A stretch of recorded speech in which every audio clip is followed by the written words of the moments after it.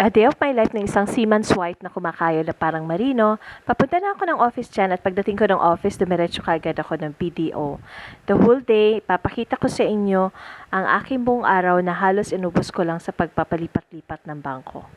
Mga bank transaction na walang ibang gagawa kundi ako. Ito pa yung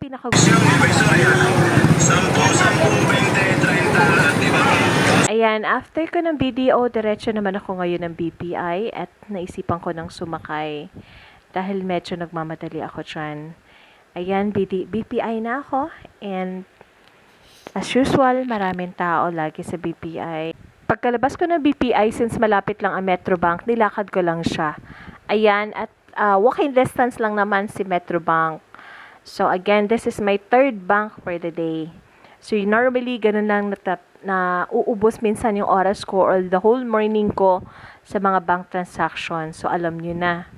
Ito talaga ang pinakamahirap pagka nasa small business kang kagaya ko. Talagang yung mga ganitong bagay, ikaw talaga ang gagawa. At ito talaga ang pinakaayo kong gagawin, kaya lang wala talaga akong choice. And kailangan ng mga bank transaction na very tedious dito sa Pilipinas. Ang dami kasing charges, kaya minsan nakakapanghinayang. Kahit yung mga branches lang, other branches, same bank naman, kailangan mo pang i-charge. Bakit kaya ganun, BSP?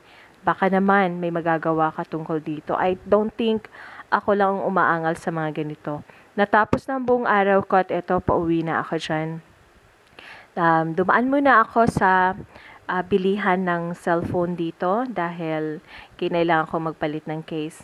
Natutuwa pala ako kasi dito sa office, sa tapat lang meron bagong restaurant. Ayan ang restaurant na yan, kain tayo. Sa mga taga-Antipolo, alam kong aware na kayo dito. And ayan lang ang aking office, tapat na tapat lang talaga. So, ayan, natapos na naman ang buong araw ko na punong-puno ng pag-asa na isang araw may papanalo ko doon tong laban ko. Naisipan ko, since maghapon ako nakaupo, naisipan kong maglakad na lang papunta ng office.